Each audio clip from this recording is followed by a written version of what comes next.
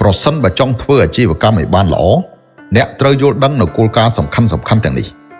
ទី1អតិថិជនគឺជាប្រភពនៃប្រាក់ចំណូលទាំងអស់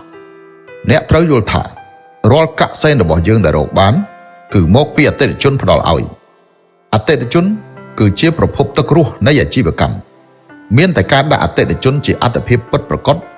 ជួយគេដោះស្រាយបញ្ហានាំមកនូវតម្លៃដល់គេទើបអាចទទួលបានទំនុកចិត្តរយៈពេលវែងនិងបង្កើតបណ្ដាញទំនាក់ទំនងល្អការណែនាំពីអតិថិជនមួយទៅអតិថិជនមួយទៀតគឺជាកម្លាំងជំរុញដ៏មានស្ថិរភាពរបស់យើងបើអតិថិជនម្នាក់ពេញចិត្តគេនឹងណែនាំបន្តដល់អតិថិជន10នាក់ទៀតគ្មាននរណាចង់ផ្ដល់ឱកាសលើកទី2ឲ្យអ្នកទេការពឹងផ្អែកលើកេរ្តិ៍ឈ្មោះល្អទើបអាចធ្វើដំណើរបានវែងឆ្ងាយនោះទើបជាជំនាញពិតប្រាកដទី2គុណភាពគឺជាដើមទុននៃភាពស្មោះត្រង់ភាពស្មោះត្រង់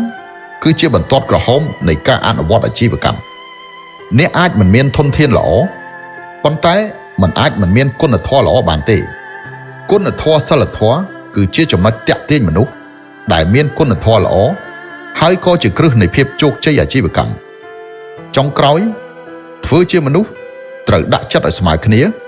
ធ្វើការងារត្រូវគិតពីទស្សនៈអ្នកដទៃកាលណាអ្នកស្មោះត្រង់ចំពោះអ្នកដទៃនោះទើបគេស្មោះត្រង់ជាមួយអ្នកវិញកាលណាអ្នកគិតគូរសម្រាប់អតិថិជនទើបចង់ជួយចែករំលែកគំនិតតែមួយអាចកំណត់វិសាលភាពនិងអនាគតអាជីវកម្មរបស់អ្នកសូមចងចាំថាអាជីវកម្មអ្នកអាចទៅបានឆ្ងាយប៉ុណ្ណា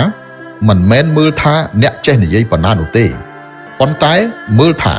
អ្នកស្មោះត្រង់នឹងអាចទុកចិត្តបានប៉ុណ្ណាសរុបមកការដាក់អតិថិជនជាអាទិភាពនាំឲ្យបង្កើតតម្លៃទទួលទំនុកចិត្តនិងកេរ្តិ៍ឈ្មោះគុណភាពនិងគុណធម៌នាំឲ្យបង្កើតគ្រឹះនៃភក្ដីភាពអតិថិជននិងជោគជ័យភាពស្មោះត្រង់និងការយល់ចិត្តគ្នានាំឲ្យកសាងទំនាក់ទំនងយូរអង្វែង